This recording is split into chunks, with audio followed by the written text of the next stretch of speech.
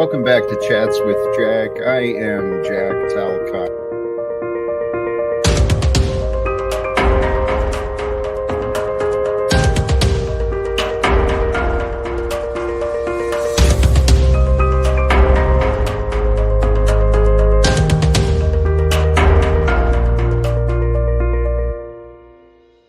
And greetings, blessings, salutations, and love. Once again, welcome back to Chats with Jack. I am Jack Talcott, here to share some inspiration, some joy, some peace, some love in my best way. At least that's my goal and my hope. Sincerely, to all of you who've already stopped in, said hello, shared your thoughts and your support. Blessings to all of you, and those who are tuning in later or may join as the stream continues. Let me offer my gratitude and appreciation again today for everyone. I am feeling inspired today. I do look forward to all who may join. I'm going to kind of flow again today, the Saturday energies, whatever it is, and I do intend to open up the conversations in a little bit. We'll see where the day may lead. But first of all, some inspiration, right? My wish for all of you and I, have a beautiful and happy Saturday. Be thankful for the little struggles you go through today. They make you stronger and wiser. Don't let them break you. Let them make you, right? Life does bring us little struggles and big struggles, but every struggle, every challenge brings us something to overcome. And something I noticed for myself, without context and clarity, these little struggles, they can often appear insurmountable.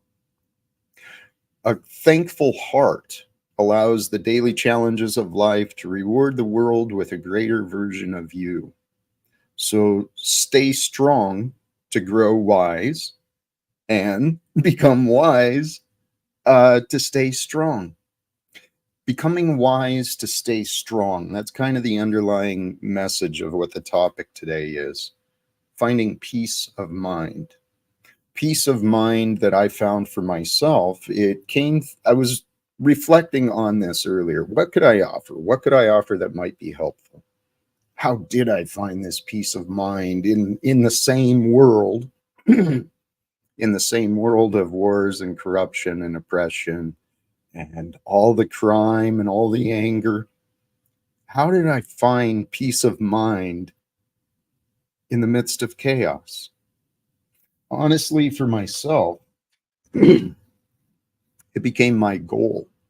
My goal was to overcome the confusion, overcome the past limitations, and overcome the feelings that weren't helping me enjoy my life. And what I realized today when I was going back through that is, through my memory banks, I was considering what I did, what helped me find peace of mind.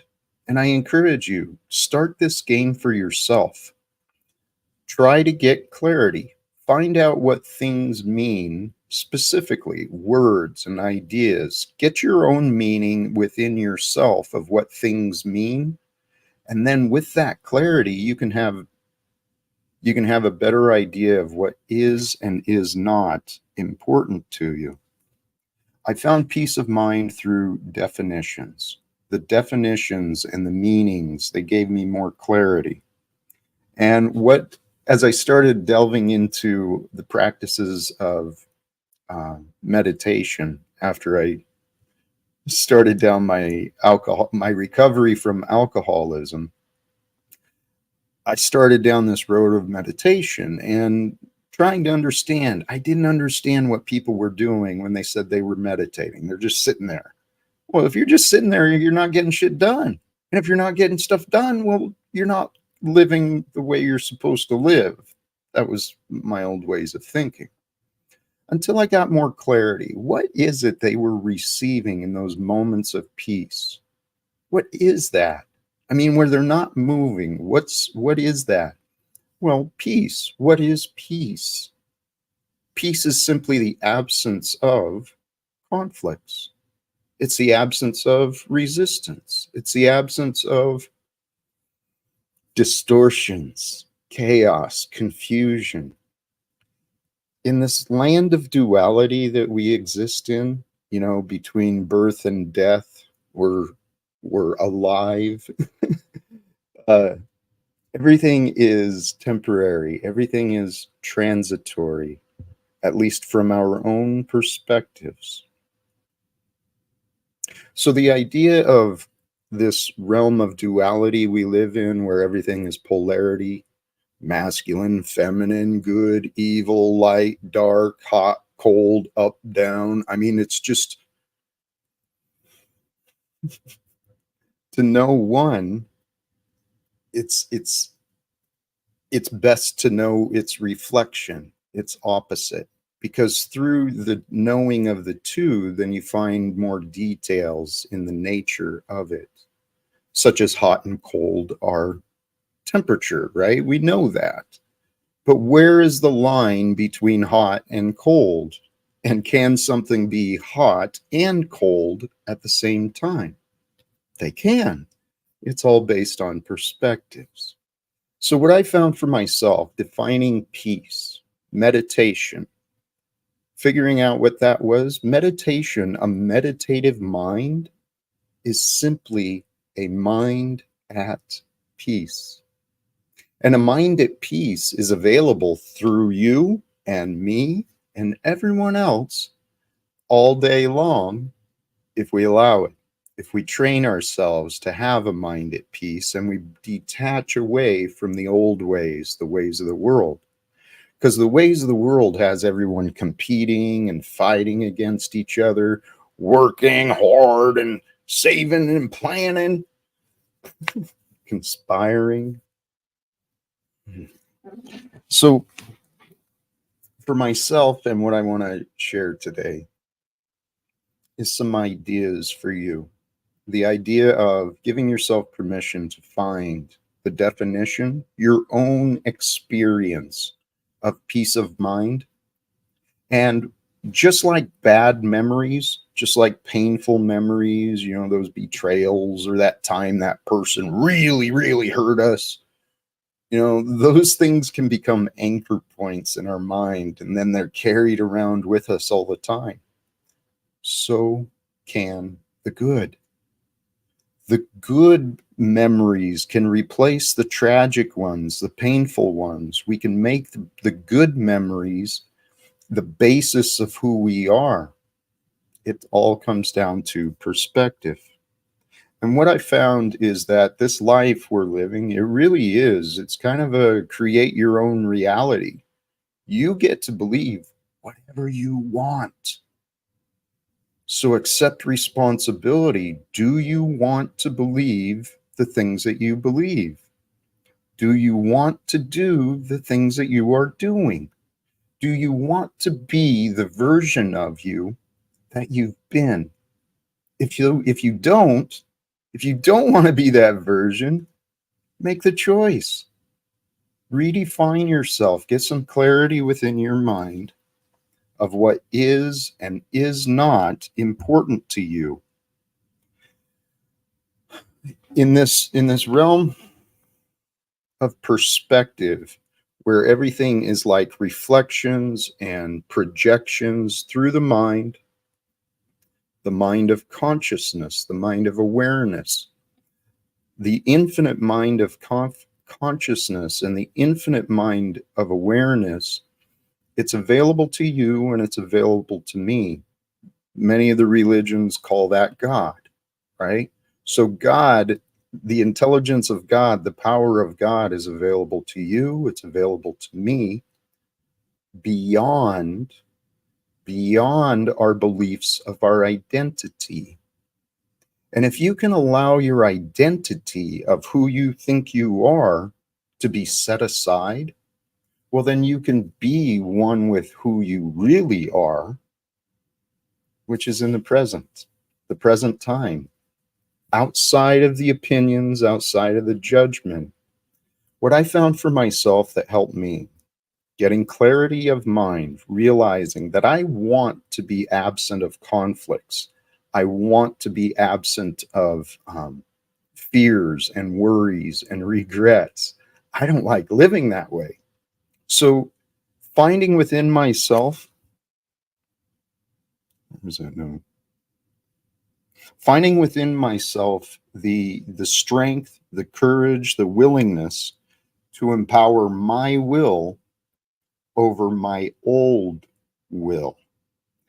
Hopefully that makes sense, right? The old will of Jack used to just love to drink. I didn't love to drink. I didn't know another way. But my will of the old Jack used to take me to all these bad behaviors, and I felt helpless and out of control. And I was helpless and I was out of control because I lacked self-control. And I lacked self-control because I had never within myself developed my own levels of self-awareness. I was all caught up in the illusions of the world, finding my importance outside of myself, finding the value of me in the opinions of others. Well, that's not a good way to live, because if your value is dependent upon the approval of others, guess what? We live in a world of liars. Okay? Don't trust the opinions of others. Humble yourself to the truth. Because the truth is, each of us has within us the ability to choose what is important.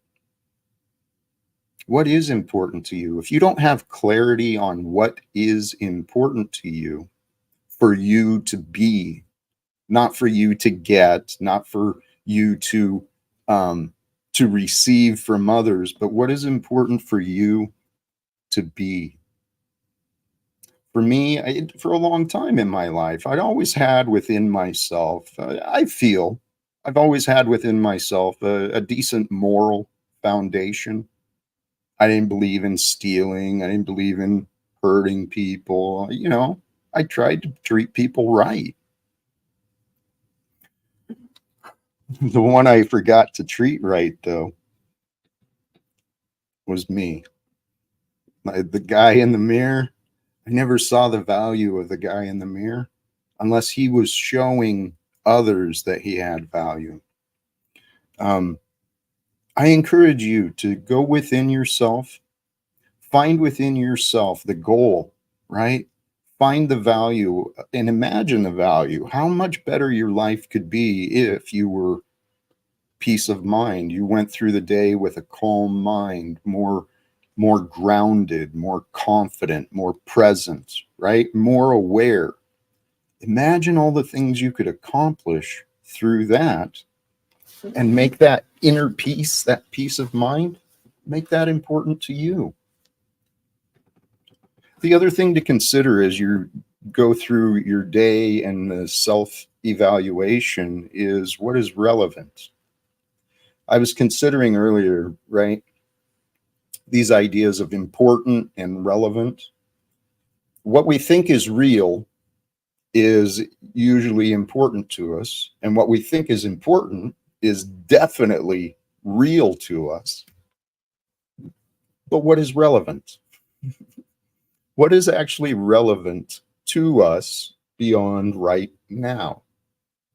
The moments of now, they come and go, and in the experiences of now, people come and go, things come and go, life comes and goes.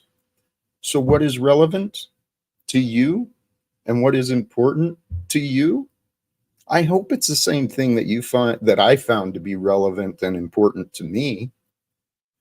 What is relevant and important to me is the eternal moments of the present. What is relevant and important to me is my peace of mind, the joy and the comfort, the smile in my heart. Those are important to me. And I found peace of mind, and I find a smile and a joy in my heart because I humbled myself and I made God important to me.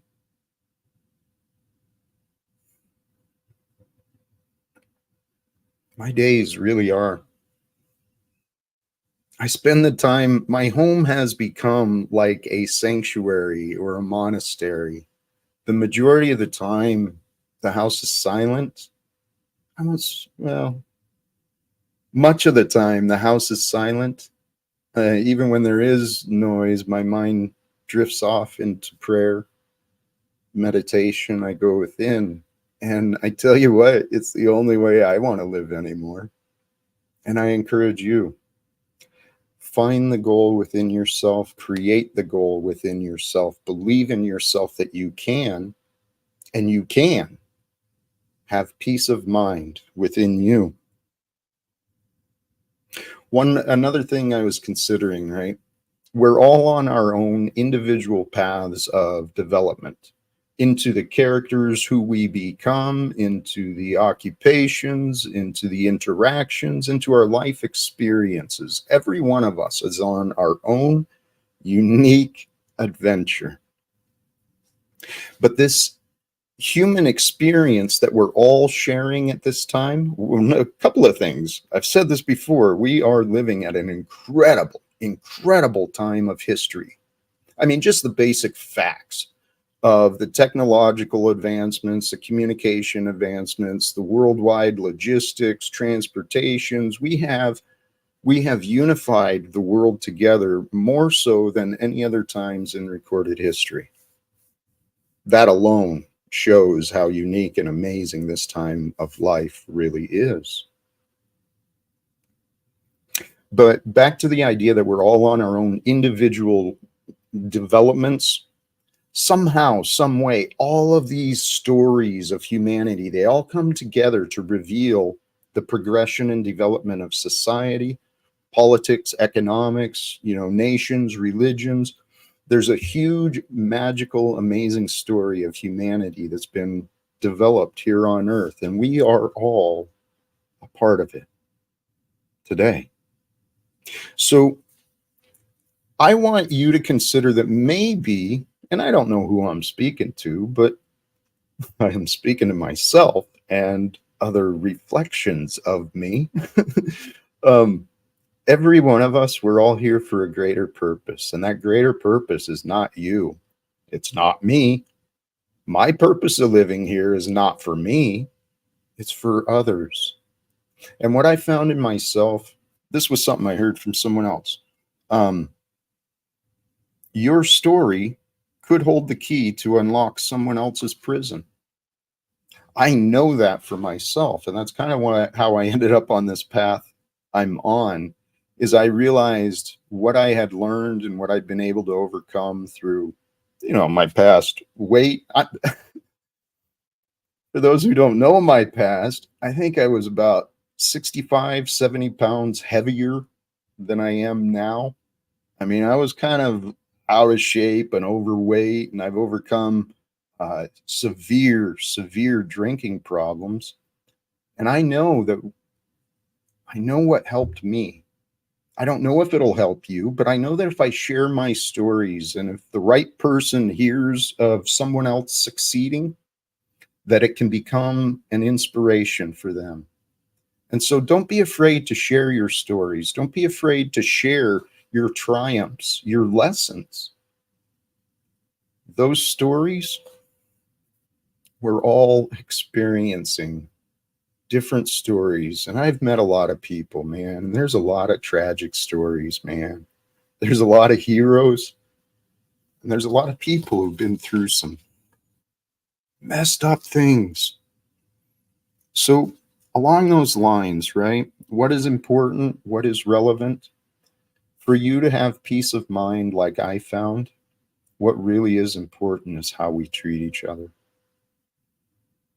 You can be driving down the road and drifting off into the bills, into the boss, into the arguments and the betrayals and whatever else is going on, and someone will cut you off. Not really meaning to do any harm. They're just trying to get to where they're going. Next thing you know, you're yelling, flipping people off, honking. That's a memory. I used to do that crap. Every time we allow ourselves to get upset, We get to feel upset. And then when you feel upset, when you allow yourself to get angry, and when you allow yourself to feel that anger, you become that anger. This is where the practice of meditation, right? The practice of focusing the mind, bringing yourself into the stillness, dropping into the present. You practice that enough times, and when the anger, the frustration starts to be sensed, you can pause. I've been practicing. I'm certainly not perfect yet, but we can pause using our will to overcome. I've got a couple more notes here, but I have not been paying close attention to the chat. But I'm going to go ahead and open this up for those who may wish to join. We'll see where the day may bring us. And here we go. For those who may be present and wishing to join, feel free, hit the link. We'll see where the day brings us today. My hope, though, my goal is to continue what I've started here already today with an absence of conflicts, because I truly do love peace. I truly love joy. I truly love being without worry, being without guilt, being without hate. These are the only ways I want to live. And hey, we've got a couple of wonderful, bright, rising stars, a couple of bright lights of today who joined. So let me jump right in. Welcome. Hey, welcome back, brother. How you doing today? I'm feeling a little sick. My voice sounds extra, maybe masculine to some, extra low. I kind of wish it would stay like this without me being sick, but it's all right. Just listening to your podcast, it's brought me strength. As usual, it's brought me peace of mind. I appreciate what you're doing. I see the course you're on. I'm trying to share this podcast with others. I'm trying to get them on the Talcott Express, my dude. I'm doing my best. And I just really wanted to say hi, keep up the good work, and that's it, really. That's all. Brother, thank you. Sincerely, I truly appreciate you. You're a good dude, man. You got a genuine heart. You got a great sense of humor. And, you do already have a pretty good voice. So maybe this is just strengthening some of the raspiness in there. Your body's healing up. Hey, we've got another friend here in the back. I'm sure he'll be happy to talk for the both of us. Oh, hold on. I did want to gossip a little bit, Jack, if that's okay. Sure.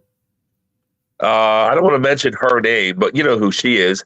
She came on my show, and it was the craziest thing, man. She was just pleasant and nice. We didn't talk about you, of course. It's a side to her I've never seen. I was shocked. I don't know what that is.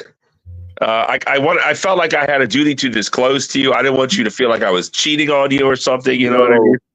Hey, brother, I didn't want word to go around that I was like in cahoots or anything, But I tell you what, she was intelligent. She was a great guest.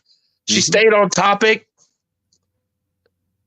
I mean, why can't we have that on your show? That's what I'm trying to figure out. So brother, that's my $1 million question too. I actually saw it. I had intentions of joining, and then I got distracted. And when I showed up, when I tuned in, you had a couple of guests there already, and I was like, yeah, I'd better not.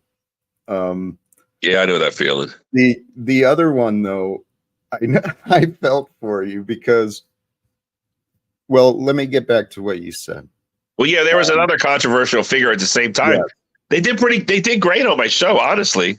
I mean, they tried on occasion, they tried to push the boundaries, but overall, I'd say it was a great show. We reviewed the Trump's speech, right? Too long, whatever. He's making a speech now. It's too long. But I just you always say, you always believe in people. You always say that there's hope for people. And after talking to her, wow, there really is a good side to her. So I know there is. But I didn't know. I didn't know, Jack. You must understand. I only know the one nasty, evil side. So I was shocked to see the good in her. It was shocking and very pleasantly surprised. So I'm glad you got to experience that, because this is what I know. She's not a horrible, vile woman, except to me. Yeah. I mean, and that's what I don't get. The same thing goes to my son's mother too. My ex-wife. Well, hey, I mean, you must have been really bad, Jack, but regardless of what you did, it looks like you're on the right path, and let's make amends, right? Let's do it. So, but anyways, I got to go. Great show. Like I said before, you always lift my spirits a bit. I'm laying here sick, nursing my wounds, and I think you're healing me faster. So thank you so much, and I'll talk to you in the chat from here on out. Thanks, dude. All right. Respect to you, brother. All I'm right, going to go ahead and bring up at least one of these other guests, and we will see. Welcome. I would suggest to Bro Logic to definitely change everything about himself. Okay. You too. Okay. And you got a good start. You broke our usual rhythm of having me up first for the good stuff. Shout to DJM if she's listening. I was re-explaining to her earlier today why I always take the heel type characters, because in this Upside Down, the heel is the good guy. That's why you're still an oblivious dumbass for calling me racist and stuff, but I can get over it. I had another God thing happen the other day.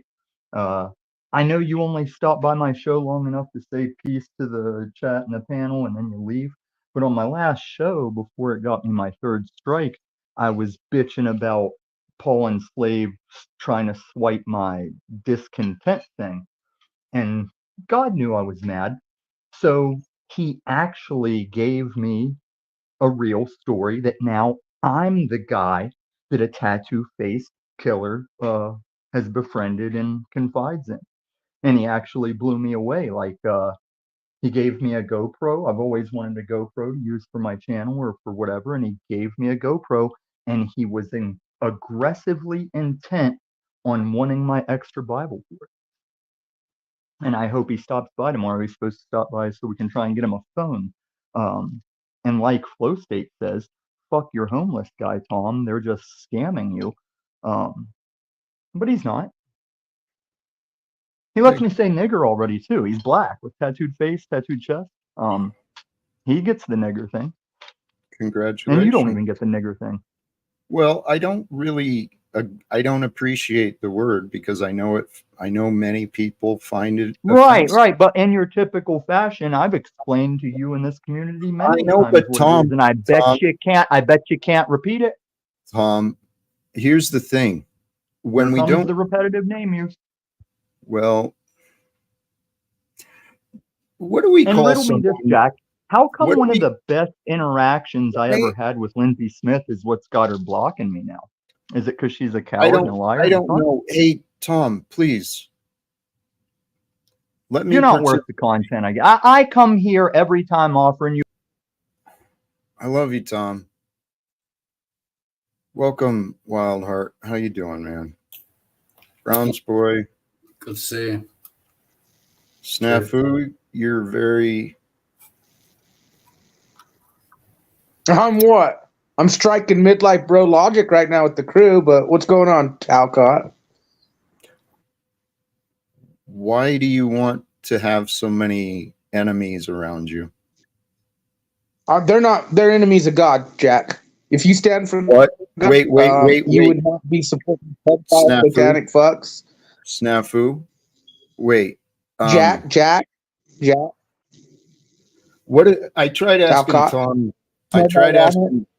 Hello. I want to know what's your definition. Hello. Snafu. I want to know what's your definition. What do we call someone who believes in things that are not accurate? Well, what kind of beliefs? So we talking about satanic, pedophile, supporting big tech, criminal, traitor, fraudulent fucks? or let's even not quote worry. rapists Hold who on. might go way backwards. Hold No, on. I How about Mark, give me a number. I'm gonna get. your audio sucks and you're not participating? Tommy showed back as well, so I'd like to know this answer from Tommy. But hey, how about you other guys? Wildheart Resurrected or Brown's Boy? What is your thought? What is appropriate? What would you call someone who believes in things that are not accurate? Incorrect. I will go with wrong. Not And what if they? so. No, please. No, yeah, not necessarily like unintelligent or like lying or anything. Just yeah, if you, I'm sure I believe lots of things that are not true. Do you know what I mean? How about you, Browns Boy? Inaccurate, incorrect, I think is what was said. So misplaced attention comes to mind. Misplaced attention. Actually, I can respect that too. I've been using the word confused, but delusional is also appropriate, because when people believe in fantasies, or deceived, yes, people deceive themselves and they believe that what they think is true. And that's what I'm seeing happening here. Just initially, perhaps I would call that person naive. But when we have these people adamant that what they think is true and they're not even willing to consider what is different. Tommy, this I'd call that applies to Talcottian. you. Well, okay. But your question isn't as specific as I'd like to answer on. Like, somebody could have just been, like when they taught you to fight, Jack, and they taught you face to foot is winning, they just taught you wrong. So that's one aspect. You were like taught wrong. But there's liars, there's deceivers, there's misinformed, see, I need a community that is on more of this specific level. And you're not going to get that with Brown Boy and people around. Well, here, hold on. Even if someone's taught wrong, they still choose to believe what they want. That's you. That's everyone. Not me. Yes, Tom, you believe what you want. Prove it. I believe the truth. See, the reason I have so much more truth than most of this community is because my information has nothing to do with what I personally want. Tom, Jackass. See, you haven't cognized it. You haven't. Okay, now what you're starting to do, is your typical thing where when you say the things you say, what you're really saying is, why won't you just do it my way? Tom, well, can we try my way in a conversation? I already know your way is wrong. Why bother? Well, this is the thing. Let me ask you a question. Because yesterday you asked me why I show up. So it is. Why do you show up to my show? I was just going to ask that. Yeah. To be honest. You were going to ask me why I show up? Yeah. Can't really see the point. Because I care about truth and I care about the viewers of all these crap shows, and just like why I commented on so many Facebook posts in the past, it was so someone has some reference on the bullshit. Tom, I am making this case. What if the things you think are not accurate? You're miswording. You're miswording. You're saying the things I think. If I'm speaking truth, I'm speaking truth. And if my mouth's shut, Tom, or I'm saying that I'm not certain, I am the top channel for wording, hey, don't quote me on this, but, hey, I'm not sure, but. What, you think if you throw up your little self-made meme, that means it's me? Because that's you. Please, let's move beyond arguing. Well, if you're always going to be wrong, it's going to feel like arguing. How about you move to agreements and confirmations, brother? How about we move I'm just kidding. You're not my brother. We can If I was your brother, I'd. Oh wait, no, that's your kid. Tommy, can I ask you a question? Not when Jack mutes me. Yeah, you're not muted. Are you omniscient? Do you have all knowledge? No, my God does. Yeah. And are you in My contact boss. with God? Has your God given you all knowledge? No. But he's given me the future. He's given me everything I have in life. He's given me all Tom, of it. same with me and everyone else. Okay. I'm not so sure about that, Jack. That's why we're not brothers. Tom, you know, I know my name, Jack. I love the question. I know my name. I'm trying to get you to yield. They call me Meth Head. They call me Pito. I love that guy, but holy cows, man. Holy cows. This is not healthy. You know, I think this is called splurging. Spurging is what it is, I think. It's I don't like what you call content. Okay? Station 33, Illumitami. What you just because you think something or you say something, it means it's true for you, but it doesn't necessarily mean it aligns with what's outside in the real world. And this kind of ties back. I was going to say it ties back to what Midlife was saying regarding Margot. I really don't know why people have I don't understand why so many have chosen to find it their purpose to oppose me, such as Illumitami and Snafu, both in the back.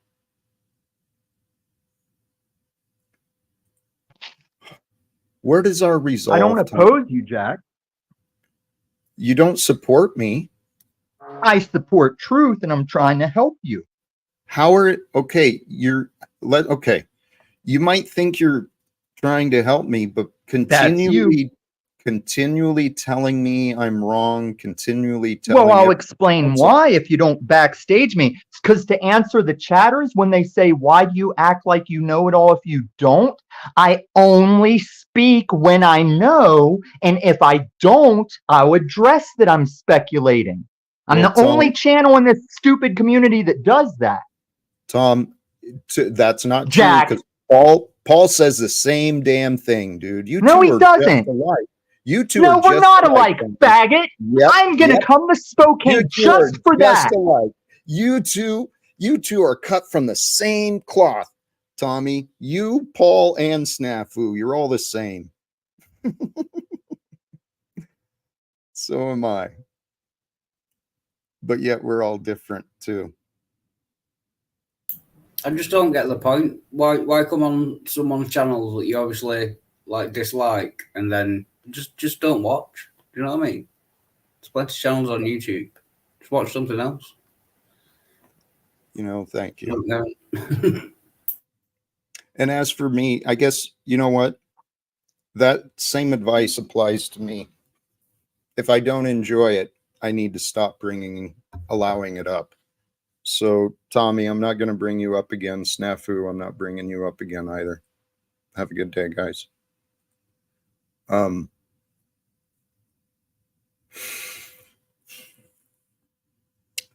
about back to the topic? Finding peace of mind. Something I was contemplating, or I heard earlier.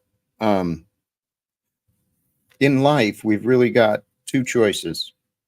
We can either embrace life or endure life.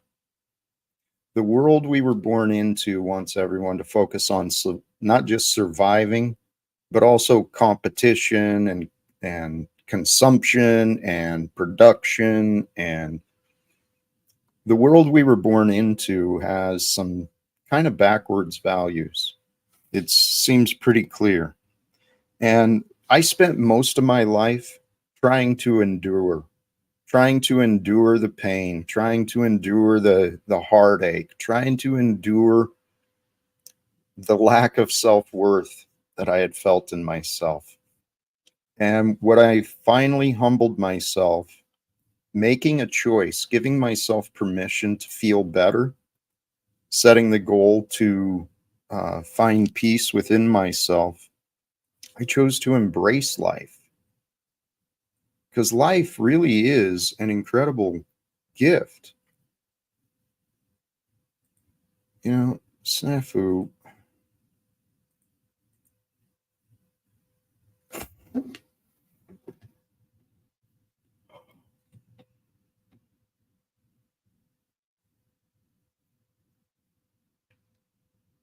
this statement doesn't make any sense, Dreamcatcher. Why would... Sorry, and it's spelt wrong as well. It's accept, not accept. So. Right. That's not an accurate statement. Jack wonders why his life never gets any better. I don't know what you're talking about with that. I often say that my life is getting better and better and better as my faith in God is growing, as my inner peace is growing. I've tried to explain the divine pleasures. I mean, seriously, my body pulses. My body pulses with pleasure. It's like all day long. Every position, if I'm walking, it feels good. If I'm sitting, it feels good. If I'm standing, it feels good. I feel good always. So Dreamcatcher, you don't know what you're talking about, dude.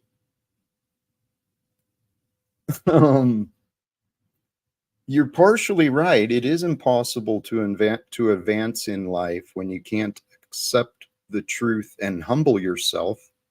So I encourage you, Dreamcatcher, apply those words to yourself.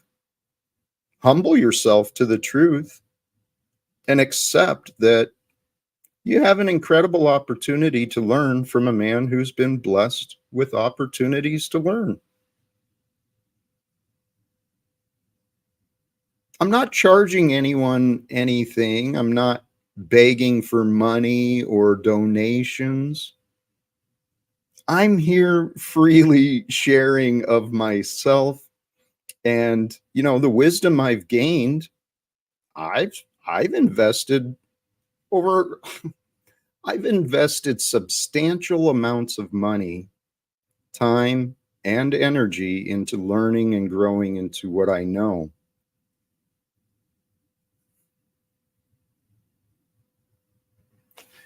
Well, and Station 33, you're right.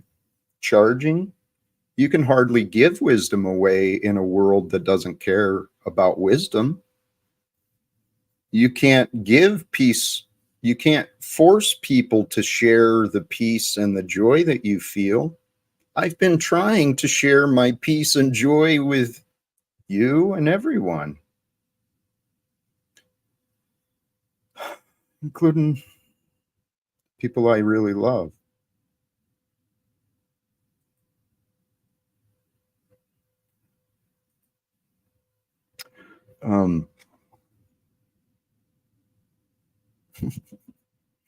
And here, I should have, I missed an opportunity to remind Tommy and Snafu, who seem to spend a lot of time in agitation.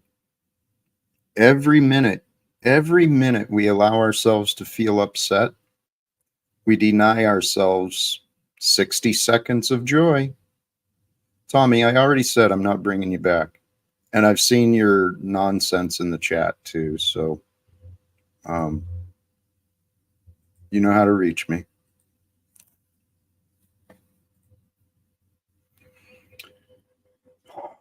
Jack, are you making plans and setting goals for the time when you have to move out of your home? A year is a very short time, and I wouldn't wish being homeless on anyone.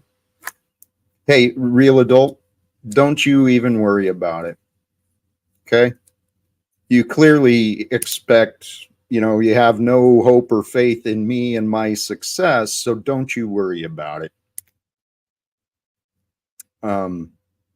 And if you're not a fan of banks or the government, have you reached out to me?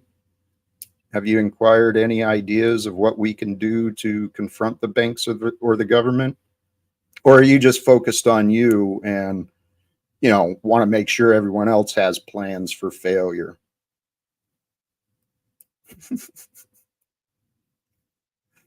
People are fascinating.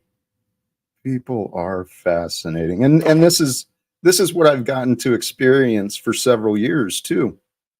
This is my life, my life experience is being shared. I'm not, my testimony is honest, and I can answer all questions about it, but so many people in this land, in this world we live in, they don't really care about each other. I mean, you see it on the main memes on the social media. People make fun of the so-called Christians because anytime there's a problem, they offer thoughts and prayers. Oh, I'm sending prayers. I'll send my thoughts. It's like, hello, McFly. That doesn't solve anything unless you actually, well, I won't say it doesn't solve anything.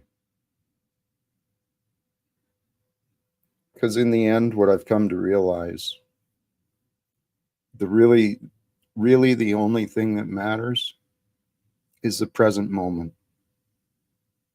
The present moment of today. And from the present moment of today, this is where we get to imagine, take forth actions, put forth efforts, and we get to create the future that we want.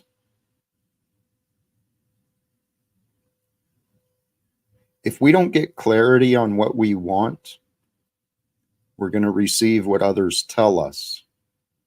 And Tommy, for whatever reason, you and others have found within yourself that you want to believe that I'm wrong. I don't understand why.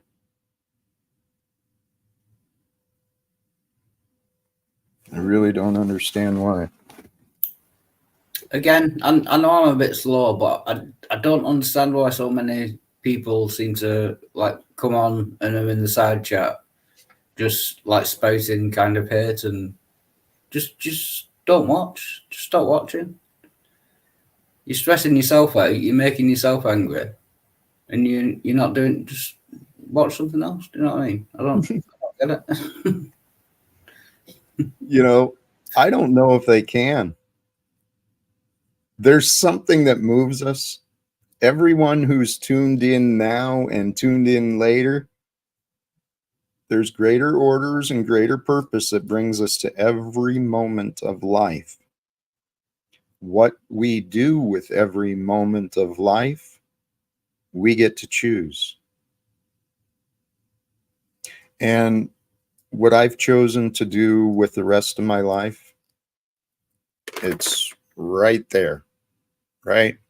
I choose to live without fear as much as I possibly can, and I choose to share love as much as I can. We live in a world that's confused, though. What has Tommy chosen to do? Tommy has chosen to embrace the character he's become. That's what I see. I see choosing to promote people that he like kind of pretends he's against or whatever, but he like mentions them every day, sort of thing. So it's like kind of weird for me. He's an interesting character. Hey, Linz, it's good to see you. Well, thank you. I thought I would join and philosophize a little bit because it seems somehow vacuous in here. No offense to anyone, but it seems like, well, maybe it's because there's a lot of searching going on, and no definitive answers, and that that certainly wasn't meant as being offensive. Because I'm seeing your face going, oh, okay, thanks a lot. No, it's okay. Maybe it's me questioning everything. I was gonna add to something that you said. There's this concept that we're here for a particular reason or a higher reason. Mhm. And that really confuses me because I was thinking how a lot of kids grow up and we're told that we're special. If you're a boy, you're so handsome. If you're a girl, you're so pretty. You're so smart. You're so this. You can do anything. You can be anything. Your parents dote on you and usually love you up and kind of give you this grandiose notion of maybe how you are in the real world compared to everybody else. And when I look at it, I'm just thinking, okay, these are normal people here. We're all plebeian. As much as I would like to think I'm a star and I have a special purpose, chances are not likely. I haven't invented some kind of new stem cell technology. I haven't started a family. There's so many things I haven't done. There's many things I can do, but what is with this need for everyone to feel so special? Like they think that they're unique snowflake individuals. And I'm not trying to be so negative as much as I'm just trying to say maybe a lot of us are just kind of average, normal, and we're not meant to do something great. Or maybe the purposes we have are just minor. They're not superstarish. Don't have anything to do with inventing rocket propelled engines. Don't have to, it would be sort of a defeating, kind of disappointing thing to think. But at the same time, what if that's real? What if that's the real thing? What if instead of saving lives or creating a peaceful environment internationally, or being a prophet, or being a doctor, or a superstar, or a great singer, a great dancer, you just are. Absolutely. How boring, though. Ooh. We all want to feel special. This is what I've been thinking about. We all want to feel special, but I don't think we really are. Oh, I can understand that. I can. And I don't want to assume where those thoughts come from, because it's pretty common. Here's what helped me. In this realm we live in, it's much more mysterious than what the world has taught us, at least in the mainstream and with the normal average lives. It really it's far more mysterious. So for myself, the way I started overcoming my disagreements and my own inner conflicts was I had to allow opposing ideas to be true. Okay? Even though they appear completely contradictory, both things can be true. And so I have no disagreement.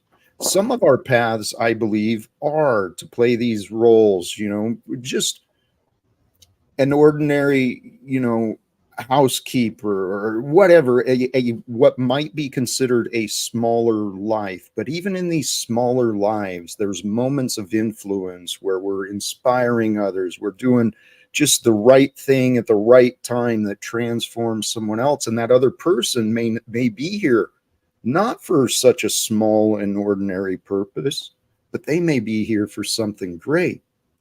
And I always thought, I never realized I spent much of my life trying to find my purpose. Why do I live? What is the reason that I keep going? And there was a long time I couldn't find that purpose. And I felt just what you said. There's some that are developing amazing technologies, some are doing breakthrough things. What I think is we are all very ordinary. We're all very similarly created. There's not much that really makes any one that substantially different than another. What But they at create. What they create. what they create is, and this is what I'm trying to encourage people to consider, the past does not, it's not a controlling factor over what the future reveals.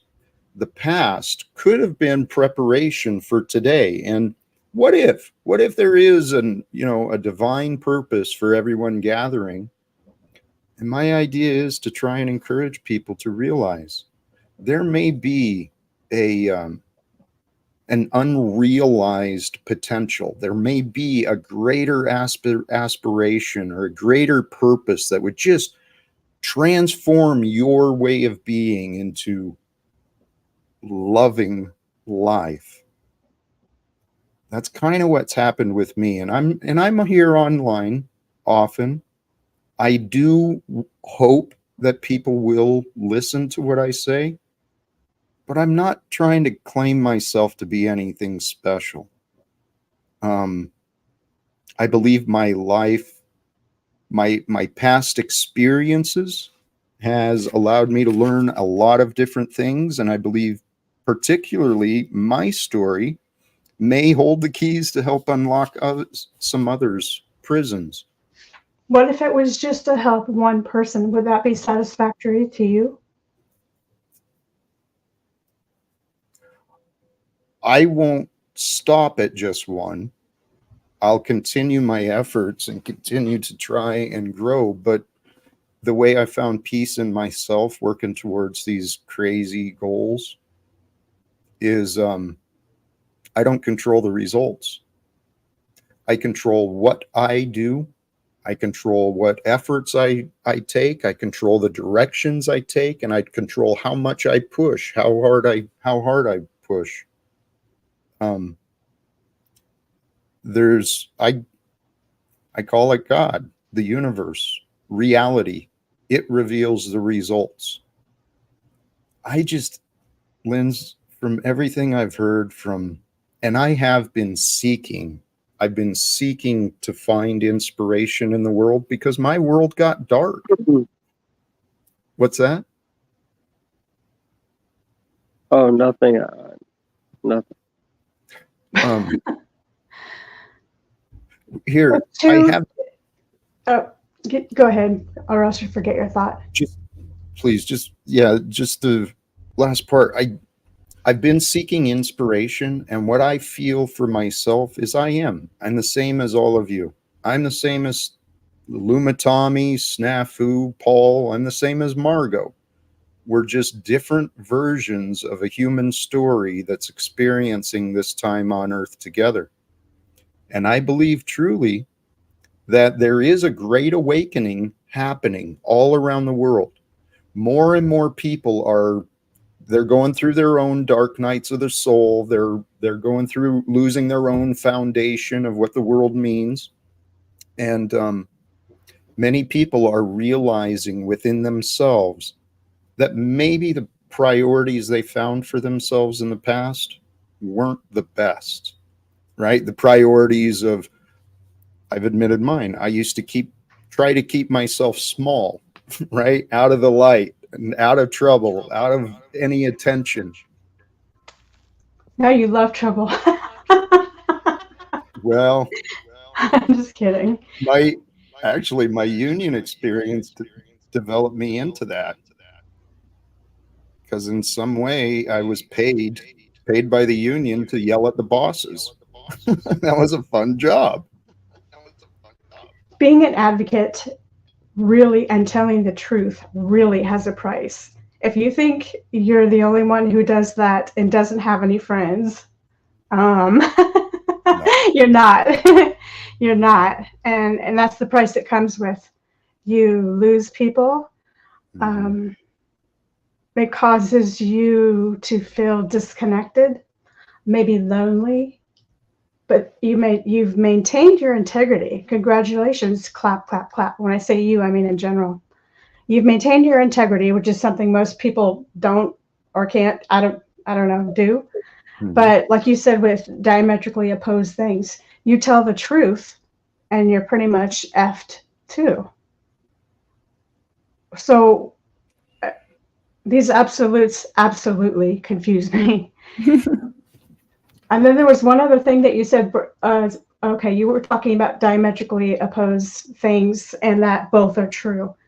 So maybe I'll take Wildheart here for an example, even though he's not talking. Let's say, Wildheart, what do you think your purpose is? I think my purpose is kind of whatever I make it. It's up to me to decide what my purpose is. Did you decide? Not yet, no. I'm a bit lazy, to be honest. Okay, I didn't know it took work to, well, I guess it does, technically.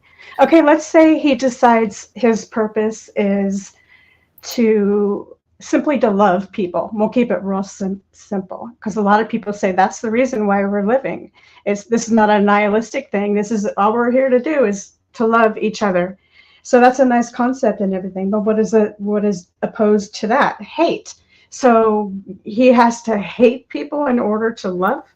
I mean, how's this working with the opposites? That's a good point. I was actually going to disagree with Jack. When you say you have two opposed things and both can be true, that's wrong. If the two directly opposed things, both of them can't be right by definition. They can be. If you can allow yourself to consider perspectives other than your own, you can see that both things are true. And then that's where it comes back to, we have a responsibility to ourselves and to the world. We choose to believe what we want. So, sorry, Jack, I disagree with that as well. I don't think we choose what we believe. I think you're either convinced You can't. or you're not. You don't choose your beliefs. Do you know what I mean? That's No. that's partially true. How do you not choose your beliefs? Like I couldn't choose to believe that this mug doesn't exist. I couldn't do it. Could. It's impossible. Honestly, I couldn't. I know it exists. I'm convinced it exists. That's what I'm saying. That's what you've chosen to accept. See, beliefs are accepted. Ideas are accepted. Languages are accepted. The titles and all the names, everything is taught. It comes from the world. And then we take what we learn through the world, through our life experience, and we bring those ideas into us. And we choose what we want to believe. To a great extent, that is true. So could you choose like something you believe is true now? Could you just choose like Here. To believe it's not true? Like there's a sign, love, behind you now. You know that's true, don't you? Okay. Could you choose to believe it's not true? Just yes. By force of will? Right. Wow. I asked this question earlier. What do we call someone who believes in things that are not accurate? People believe in things that are not accurate all the time. Yeah, they do. I'm saying they don't choose to believe what is not true. They could be wrong about things, but they don't intentionally choose to believe something that's not true. Do you know what I mean? Correct. I understand that. No one wants to believe something that's not true. But what they do is they'll ignore things that contradict what they believe. And this is what I mean. Confirmation bias. Yeah, I'm just going to say that. And these beliefs, they'll become part of our identity.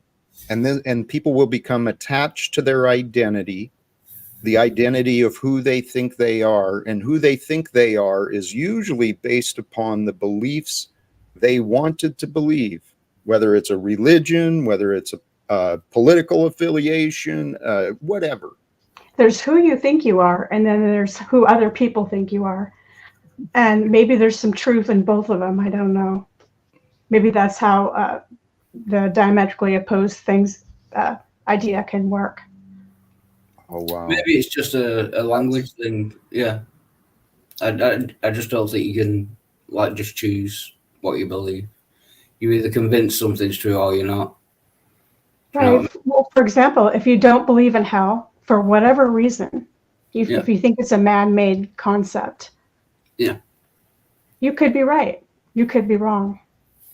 Yeah. What purpose and what utility is it to believe there's some kind of nasty Satan devil, you know, behind you trying to cause all the bad things that are happening to you? I personally don't. I choose not to believe that. I can't prove that there's no devil. To me, it's the guy on the side of the can of I don't know, devil's food cake or something. Yeah. It's just a man-made thing, and I don't worry about it. I don't worry that I'm going to go to hell. I don't worry that I'm going to be put in some kind of purgatory forever because I told a lie on Tuesday, December 12th. I don't have utility for that. So Yeah. in my world, it's not true. But maybe in Jack's world or Chuck's world, it's 150% true. So Well, you can pretty much. Go ahead, please. Yeah. No, that's the difference. There's a difference between what is true and what is not true, and what you believe about the truth. The two different. There is an objective reality. Something is either true or it's not true. What you believe about it, whether you believe it's true or not, is a completely different thing. Do you know what I mean? Yeah, I choose what I will allow in my world for my life. And if it's this intangible object that's supposed to scare me and dance by my bed in the dark with a pitchfork, I don't have any usefulness for it. But even if you did choose your beliefs, your beliefs doesn't change reality. Hell either exists or it doesn't. Whether you believe in hell or not doesn't change whether hell exists or not. Do you get what I'm saying? Yeah. Yeah.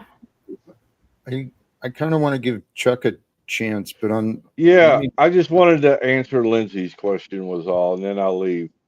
Oh man, can't we have some Chuck? Well, I don't want to cause no problems, but you asked, and what I do is I try to be a maximum service to God and to others. And in my way of thinking, if I help one person in this world, then I've accomplished something. You know, I'll just leave it at that. Thank you. All right. Congratulations, Chuck. Thank you for sharing that.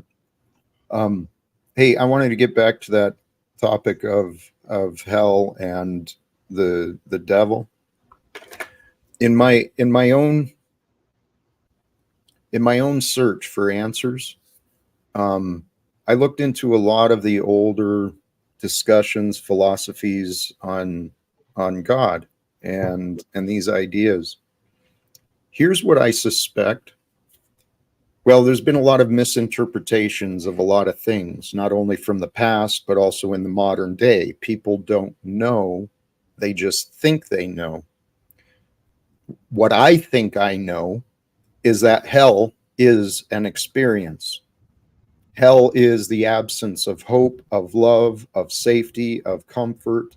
Hell is happening right now here on earth for millions of people just like us. Hell is real. Now, I thought life was kind of, we were in hell. And it turns out, yeah, man has created hell on earth due to the selfishness of the money system, the oppression of the government and the corporate systems.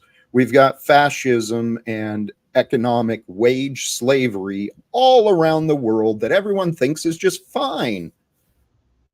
I didn't know that a life as a human could feel good.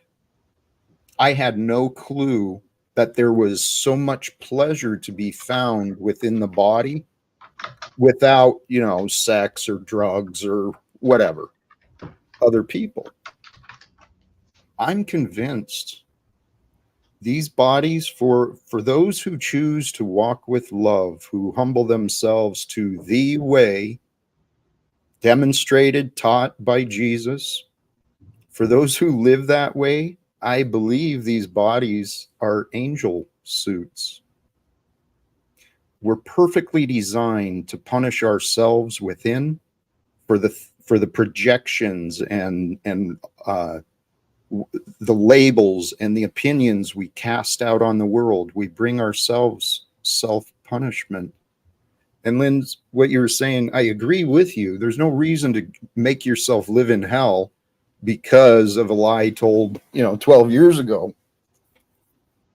But this is where having peace of mind just comes through being humble to the truth and becoming honest about what we do and don't actually know. And honestly, go ahead, Lynn, sorry. The way I see it, it is being honest, saying, a devil's not making me do this. I'm choosing to do this.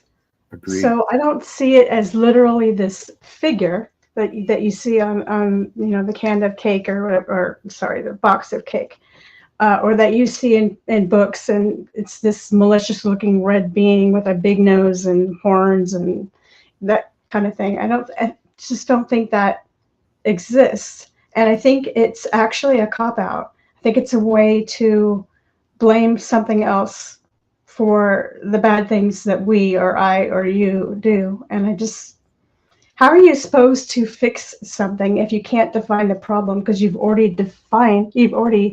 designated the problem is due to this inanimate being.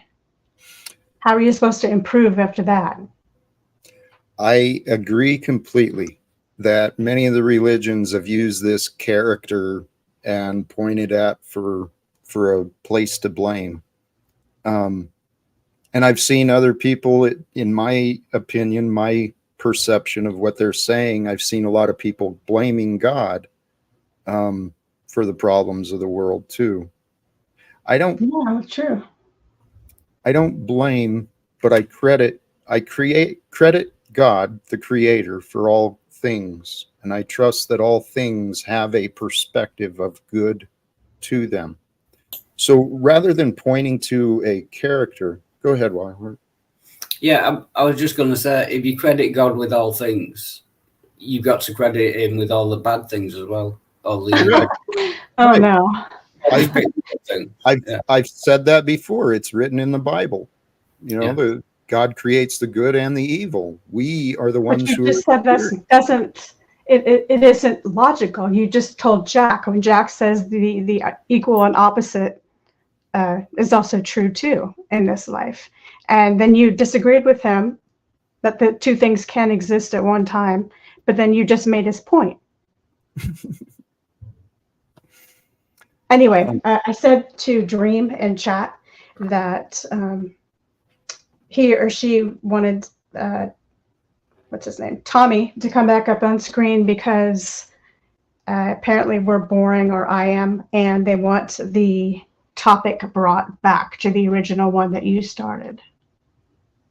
Oops. Hey, Scott. Tom he doesn't allow conversations, though. I enjoy having conversations. I just passing on the messenger. I mean, the message. I know. I do appreciate that. Thank you. What you do that I can't do is pretend that I like somebody when I don't. Because I know you have duplicitous feelings about a lot of people here. You've already mentioned names. And you are still kind to them, still let them get up over and over again. Your perspective is much different than mine and a lot of people's, because we would just kick them out, cut them off. You're out of the life, whatever, but you see them more as parts of you. And I don't know how you do that, because what I learned is to set boundaries. And if someone's a jerk to you, bye-bye, So kudos on that mentality, because I cut them off. I just think yours is probably more godly way to do it. I honestly don't know. I mean, I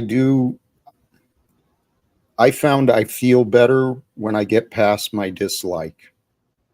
if I can accept people for who they are, even when they're frustrating to me, even when they're antagonistic to me, if I can accept them, well, I can find a way to be grateful for them. And Tom does have, he's got an amazing sense of humor. He's so friggin' funny and sharp. I just wish he could he'd let us have more fun together instead of just being so bitter. I want to come back to what you said though too about blaming this fictional character, the devil. I agree, right? In my investigation and listening to testimonies of others, though, I trust that there are demonic energies, there are evil spirits, evil entities, just as there are angelic forces, there are angelic energies. And from the scripture, some of the words of that is, our creator is not in a form, it's beyond, it's like a spirit. And so if we want to align with the creator, we align with the spirit. And so the character of the devil, what is its purpose? Its purpose is manipulation, deception, corruption, and it's here to steal, kill, and destroy. What is it here to steal, kill, and destroy? That which is good. And that which is truly, truly good is the truth. Because the truth stands on its own. The truth is righteous. So if we look at the concepts of God and the devil simply in the binary ideas, with the knowing that God is above the darkness, above the devil, well, we come down to the truth and the not truth. That doesn't really get you out of the problem though, because God created the devil. Right. And he's all knowing. So he created the devil knowing what the devil would do. Right. So God still created all evil. Basically, it doesn't really solve the problem. Yeah. No disagreement. God creates and allows, and all that is that we might experience is part of the creation that God has allowed us to perceive, to learn about. So there may be evil out in the world. It's not here with me. I'm here one with love. I'm here one with God. We all are, whether we realize it or not, whether we accept it or not, whether we appreciate it or not. I've come to know that as the truth. And for me, the people who call them, many of the churches of today, the Christian denominations, they become very, very confused. Because it's not just a belief in Jesus that you want. That's a start. But as he says, I am the truth, the light, and the way. First, you must believe. And then what is the point of believing in something you do not know? Right? That's kind of a foolish way to live if you want to believe in what you don't know. No, I mean, it depends how deep you want to get into philosophy. Like justified truth. I would say like 99% of the things you believe, you don't know. Do you know what I mean? Okay. Yeah. And that knowledge is a subset of belief. Yes. Most of the things you believe, you don't know. There's no disagreement there. So take that even further. If you don't know, what's the point of worrying? What's the point of being angry? And inventing a demon or inventing a devil. I don't, that's another thing I don't understand, that I wish to understand, but most people here agree, and in other rooms agree, because I've been asking if people believe in demons and the devil, and most people do. I don't know. Furthermore, and off on the side a little bit, I find it strange that, if you grow up reading the Quran, you don't necessarily have to believe anything at all that's in the Bible. And yet there's two things that are extremely different, not diametrically opposed like you talked about, extremely different. And they involve confirmation bias, perhaps, and beliefs. And maybe a devil exists in the Quran, and maybe it doesn't. I find the whole thing confusing. I don't know. I would have to ask TML if there's a concept of demons and a devil in the Quran. Actually, Muslims believe the Bible is the word of God, but it's been corrupted. I don't know whether that means they believe in the devil and demons. I don't know how much they think it's been corrupted. But Muslims believe in the Bible, all of it, the Old Testament and New Testament. They just think it's been corrupted, and the Quran is the one and true original. Yeah. People think that of the Bible as well, and say there's more proof. So it's everybody having their own beliefs. So here we are again. Yeah. Well, here, yes, and this is one of the things I wrote down. The tip: we don't want to allow our beliefs to be more important than what is real. And for a long time, I mean, especially with the craziness that these online things will bring, I've been asking, is this real? For a long time.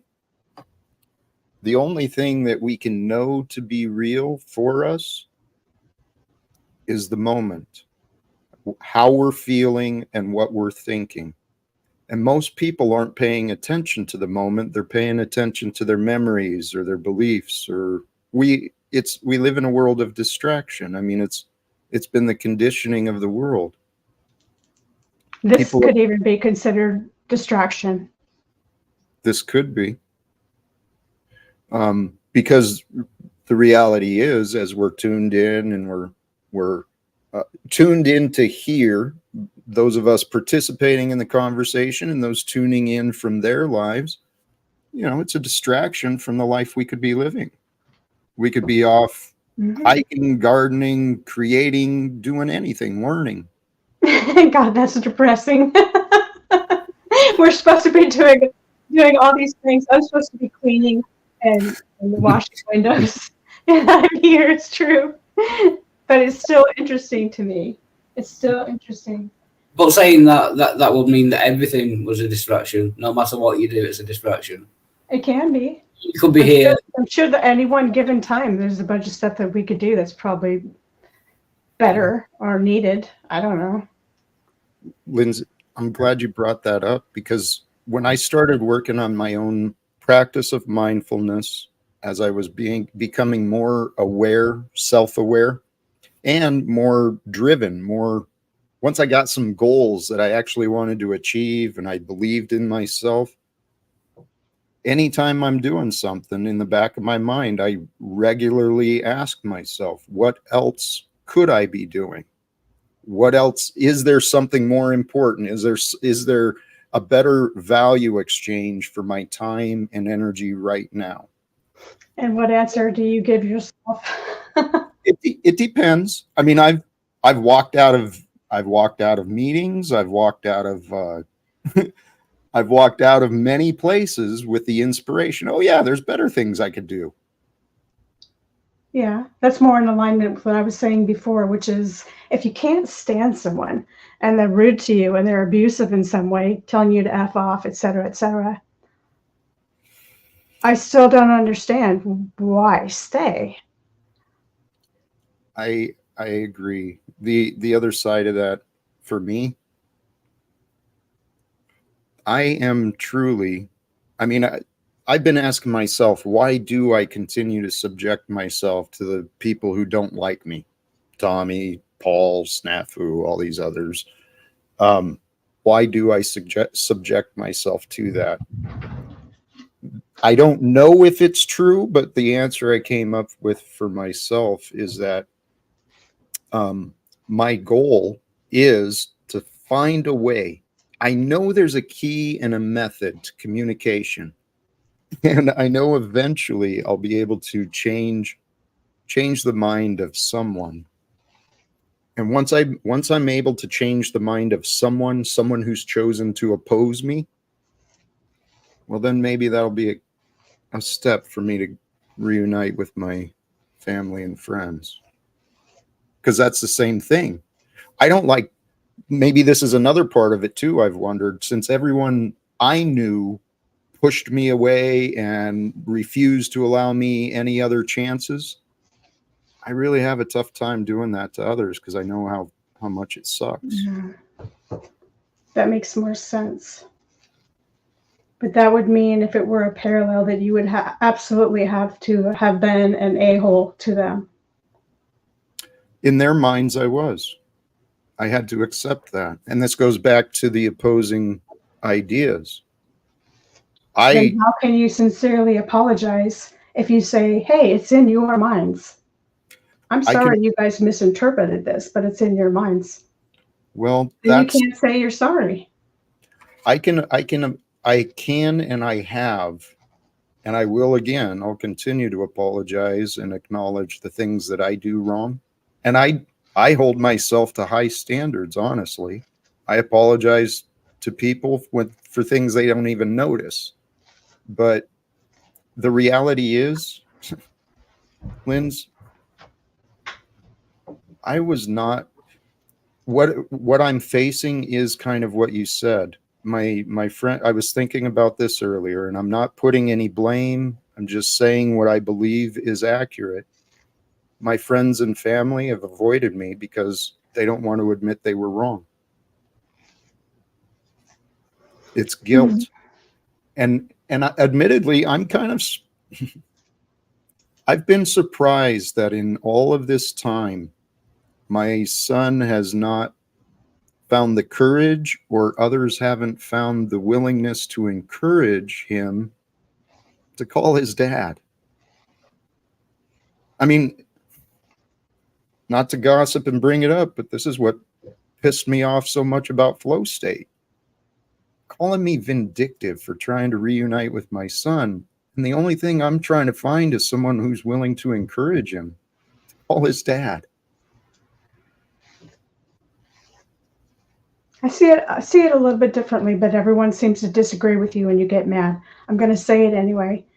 I do think there are two parts to every argument and every disagreement. The percentages are obviously different in each case.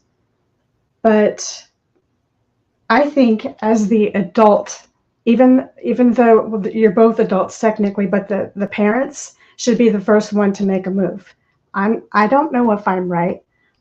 I don't know if I'm wrong. I'm just assuming that, like when my dad apologized to me for all the stuff that he did drinking, and he called me. There's no way I called him. Usually I would call him and he'd be drunk or something, and then I'd say, okay, that's enough. Bye. Have fun over there. And when he called me, it made a world of difference because it was on his own accord and not something that I wanted to do, mainly as the victim when I was a child. I see it like what was done to him as a child, he still hasn't, your son, hasn't grown out of. And so you being the dad, it would behoove you to start the conversation. But you can disagree all you want. That's how I looked at it. And I'm also thinking of this concept called family systems therapy. And instead of getting individual counseling, the concept behind this is that everybody in the family, when one person has a problem, alcohol or a disease or some kind of handicap or something that it really does affect every member of the family, the counseling is given to the entire family because it's a problem that it does not belong to one person. Mm-hmm. Hey, I agree completely, Lindsay. I mean, I don't know what you know or don't know about my story, but when all of this when the separations first started happening and there was a violation of the parenting agreement, well, before that happened, when I was working through the recovery, and especially once I started really working on myself, I reached out to his mother and stepfather. I offered amends. I tried reestablishing a better I tried establishing a better co-parenting relationship with them. Now, when the parenting plan was violated and, I was no longer even allowed a conversation with my son, I tried through her, please take him to a counselor, take him to a church, let me take him to a counselor, let me take him to a church. I took her to court. Well, first I tried mediation.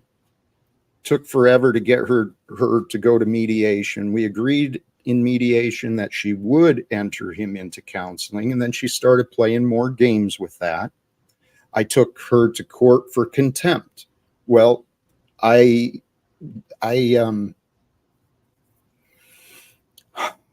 wasn't familiar with the processes, and I've learned a ton more about the fucked up the screwed up court systems that everyone has been enabling.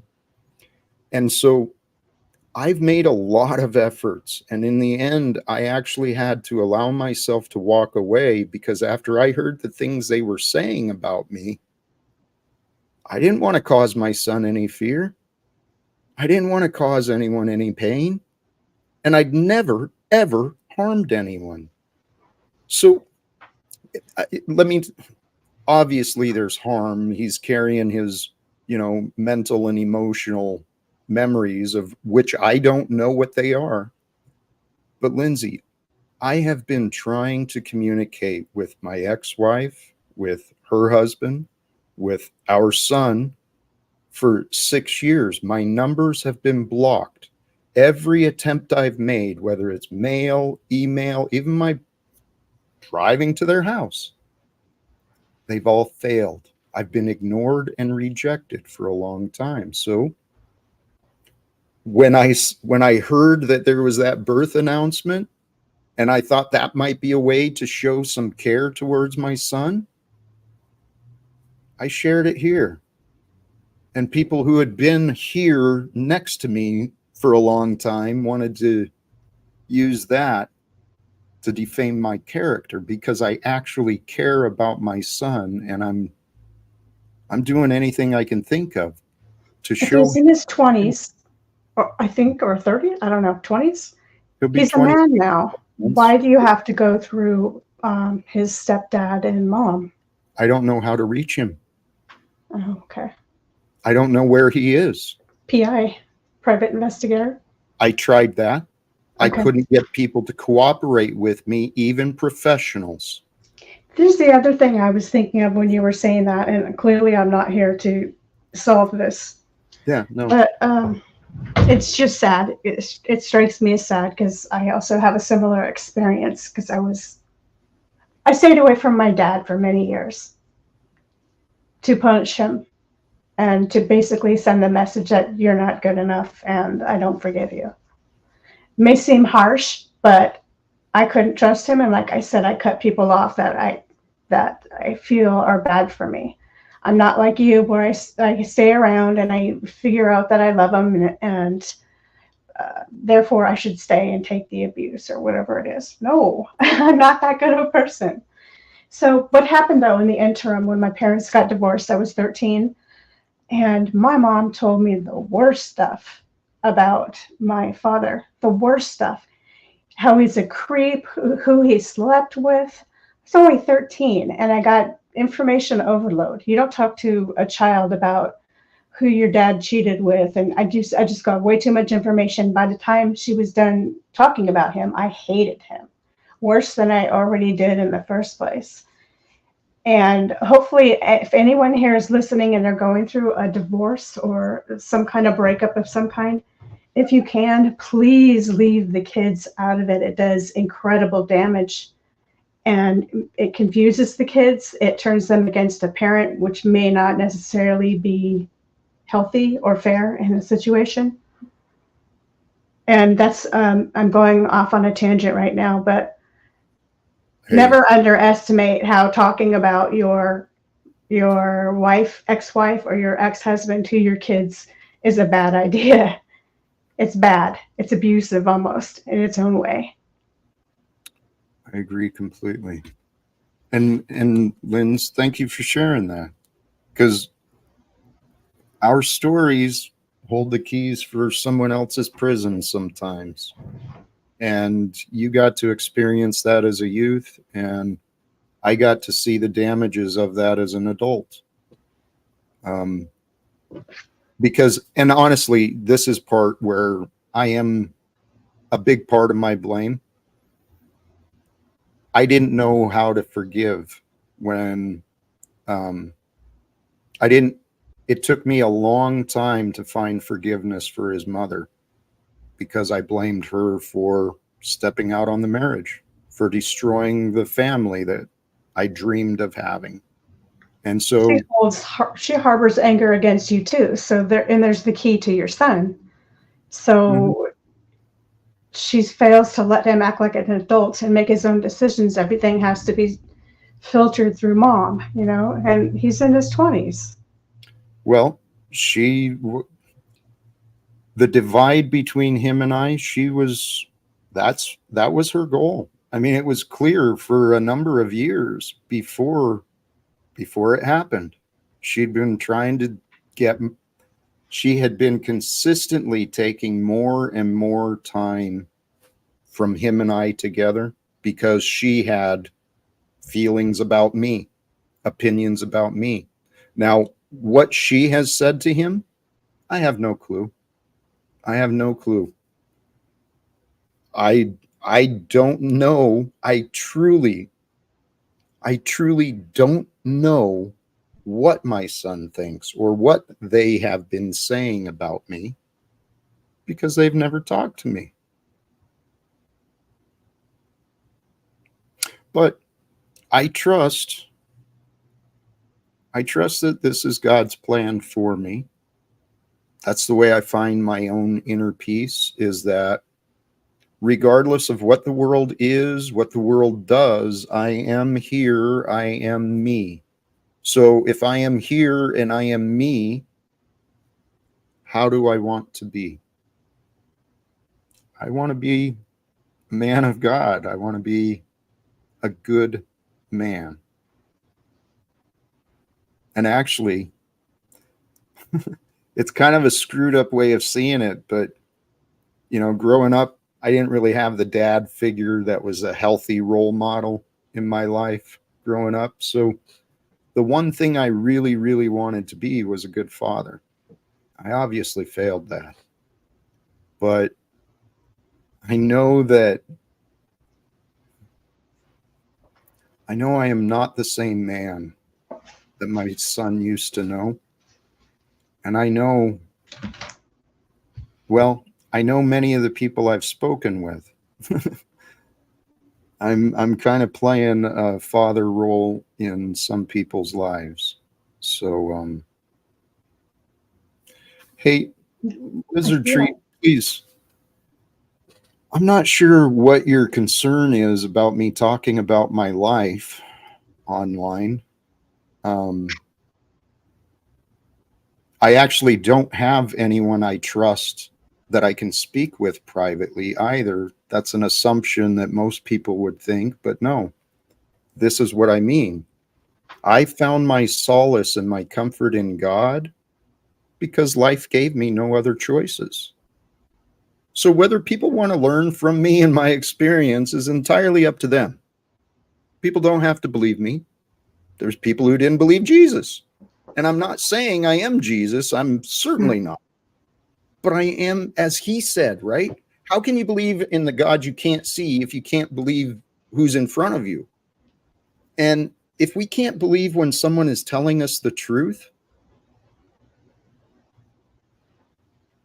what is our answer?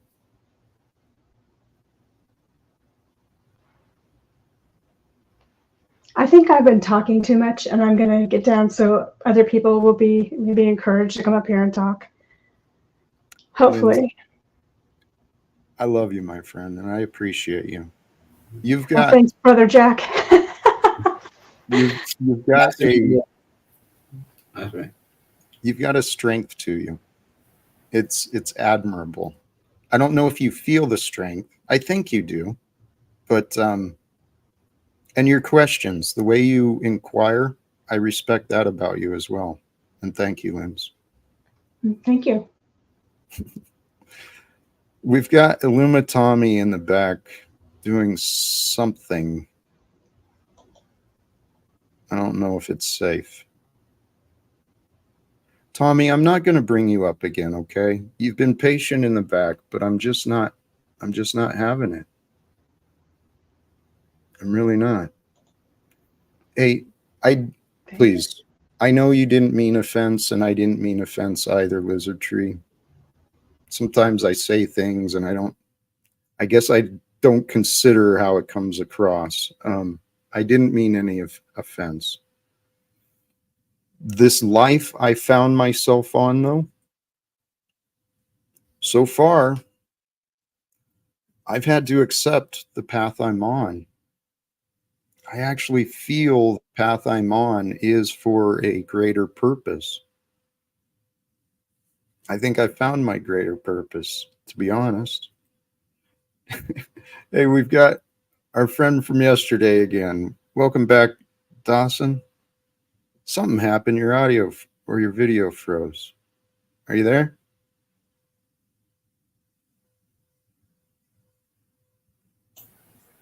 Hi, Dawson. Good to see you. Hey, can you hear me? Yes, now we can. Welcome. Okay, yeah, I think it froze. You did freeze. You How's did it going? freeze when you. I'm feeling good. I was actually considering starting to wrap up, but if you're Okay. just joining, did you have some thoughts or ideas? Yeah, so I think Wildheart said you said you don't believe two things that are diametrically opposed. Me, yeah. Yeah. If they're mutually exclusive, by definition, they can't both be true. Okay, so I have I have a coin here. Yeah. How many sides does a coin have? 2. A coin actually has 3 sides because if you look at the side around it, that's Oh the yeah, third side. yeah. So I That's can believe that a coin has 2 sides and It's 3 not at the same time. yeah, that's not a side. It's got 2 sides and 1 rim. It's got 2 sides. But it's a One. surface. Yeah, it's not a side though.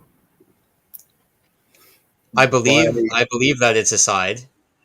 You can believe what you want. It doesn't make it true. So It doesn't have to be true. Well, but mm. But here, this is actually a good example. What would prevent you from accepting that there are both 2 and 3 sides? There's perspectives that a coin has 3 sides to it.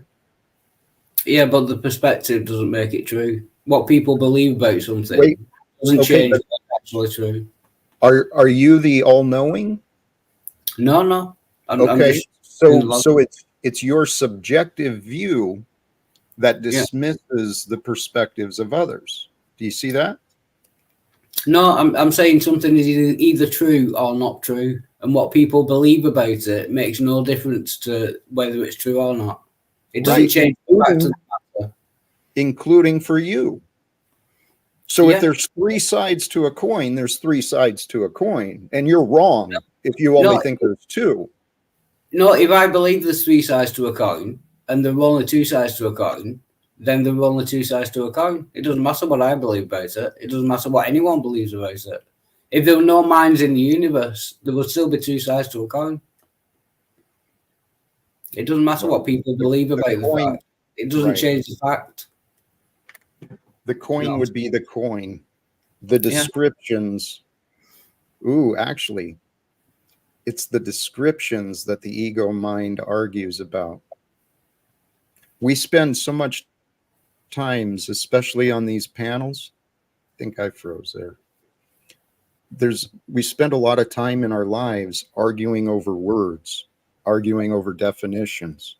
Well, words and definitions, labels, they're pointing at the thing.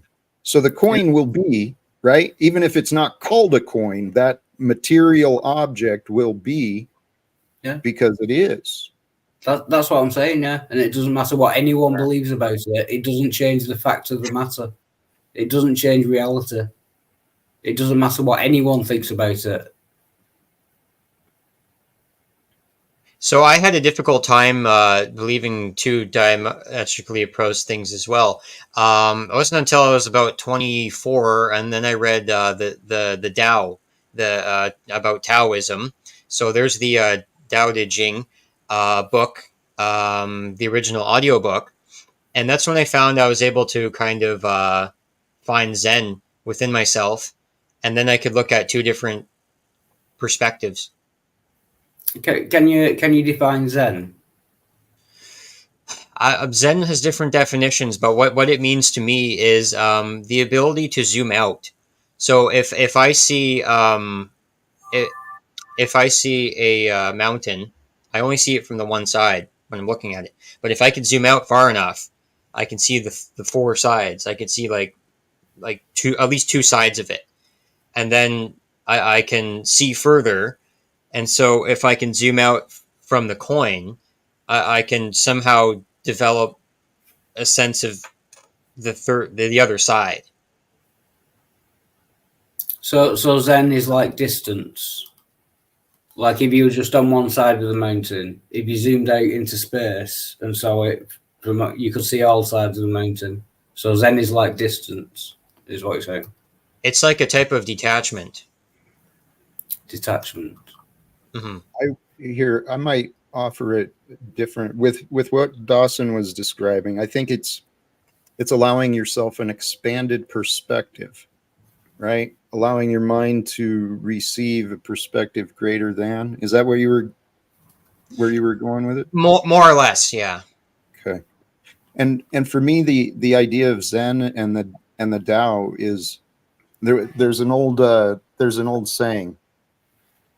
There's a field out there beyond right and wrong, and we can meet for peace there. I'm misquoting it, but beyond, if we can accept that things are and are not good or bad or whatever, we can rise above the duality and see things for what they are, because things are good and bad. Take the government, for instance. There's a lot of good things it does as far as keeping order and logistics and administration. And then there's a lot of bad things it does with the corruption and the oppression and the criminalization of freedom. But things in the world are not what they seem. And what I've truly come to realize, for myself at least, the only thing that's real from my perspective is God. I am just an experience. I mean, that's fine. That's fine for you to believe that. I'm not against anyone believing what they want, but it's the same thing. Either a God exists or he doesn't. What you believe about, I mean, it's fine. You know, if you want to believe in God, that's fine, but it doesn't change the fact of the matter. Well, I'm not telling anyone what to believe. I'm just saying it doesn't make a difference as to the actual fact of it. Right, Wildheart. And here's the thing too, though, is this finding peace of mind, the topic for today. I mentioned one of the best ways to find peace of mind is to get clarity. Clarity in the mind regarding meaning and regarding definition. And so when I started considering the word God, you know, I know it's pointing at something, but what is that? Well, I've found within myself definitions, meanings of what God means, what Jesus meant, what the Bible means, what my life means, what the world means. It's all a greater purpose, and we're here to experience it and discover the purpose. The purpose is actually what we choose. Yeah, I agree with that. Your own purpose is what you choose. Yeah, you can choose your own purpose. I agree with that. So yeah, I came on here just to share what I've learned, and I can't tell anyone what to believe either. But if we can just share our wisdoms, what we learned, that's what counts. And that I'm glad you guys, Wild Heart, you're exploring, you're like learning new things, you're taking action, and we're all just kind of sharing this conversation today. Yeah, it's fine. Nice to meet you as well, by the way. Yeah, you too. I'm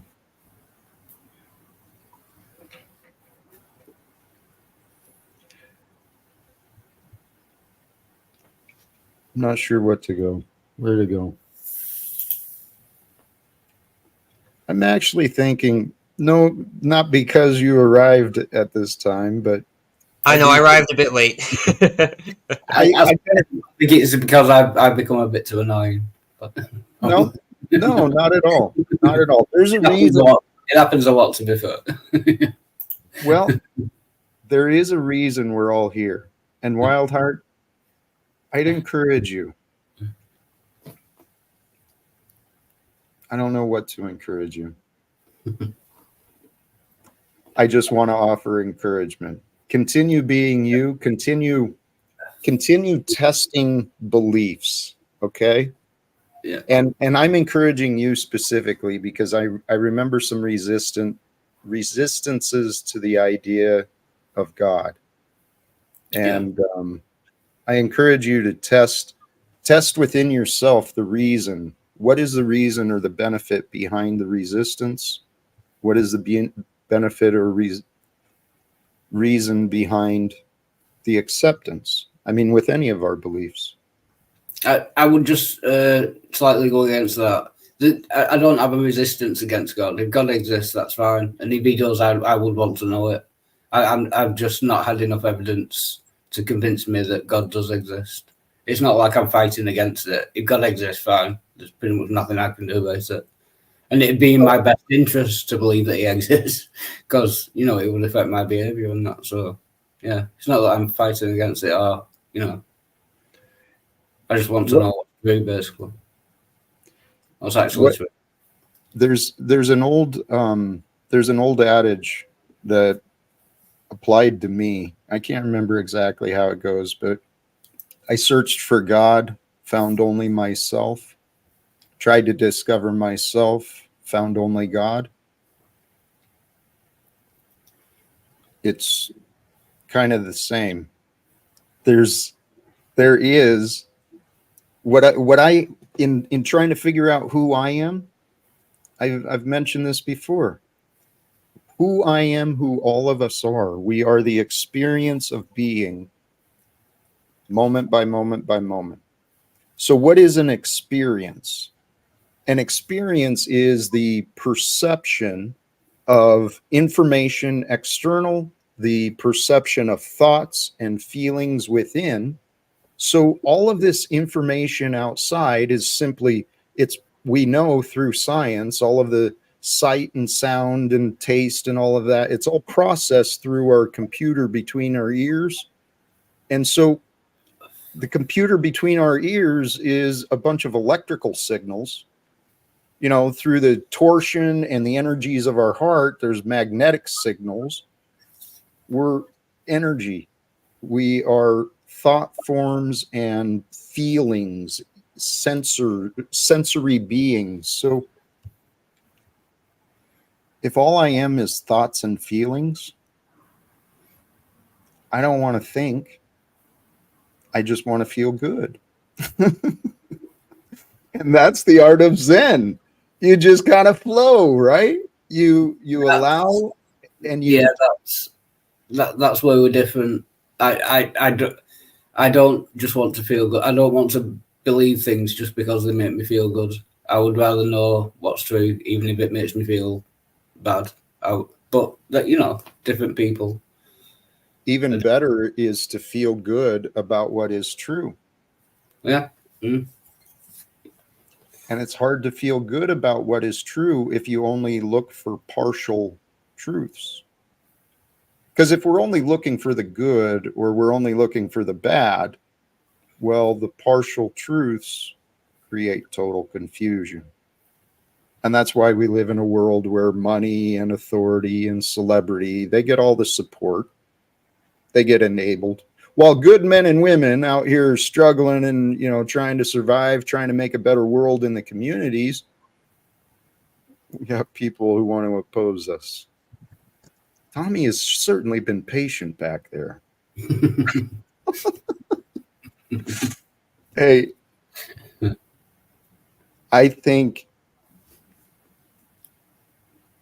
maybe I should start wrapping up, because I know sometimes when I keep talking, I find ways of offending people.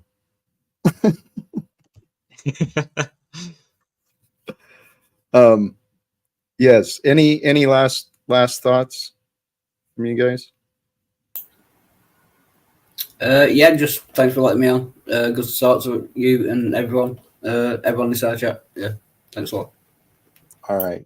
Respect to you, Wildheart. Thank you. And check out Jack's videos, everybody, and check out Rampage, and keep on learning. Hey, Peace. Respect to you, Dawson. Thank you. Appreciate you joining as well. I am going to take a chance.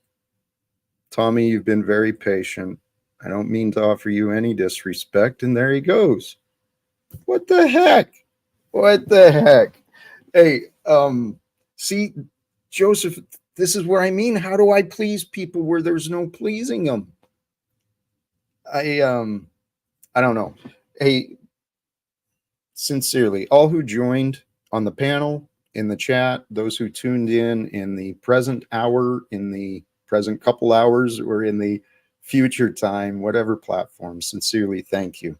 I hope today we covered a lot of different ideas, a lot of different topics, but really what I want to share is some peace, some ideas that helped me find my peace within myself, the peace of mind. Truly, the mind and heart are connected together, whether we know it or not. If you close your mind, you limit your heart. If you open your heart, you open your mind. And nothing opens a heart more than satisfaction, right? Satisfaction, being thankful for the little struggles you go through. Be thankful for the little struggles you go through today. They make you stronger and wiser. Don't let them break you. Every one of us, we're here for a reason. And remember, the life you're living, you've learned things I haven't. You've learned things others haven't. You've experienced things others may be experiencing today.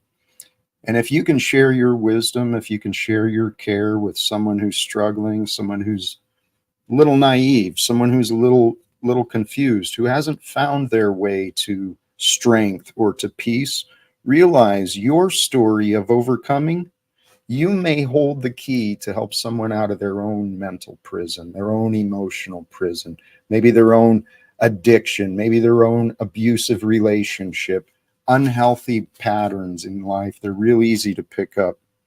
But if you can realize that you are here for a reason, that you've got value to share, be bold, be brave, be honest, be true. Above all, be true. Because without the truth, brothers and sisters, we live in a world of confusion.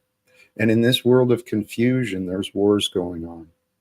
We talked about some of the spiritual dimensions, and there really is hell on earth right now for many people. My life, I experienced my own variations and gradations of hell. I've also discovered the peace and the joy of heaven.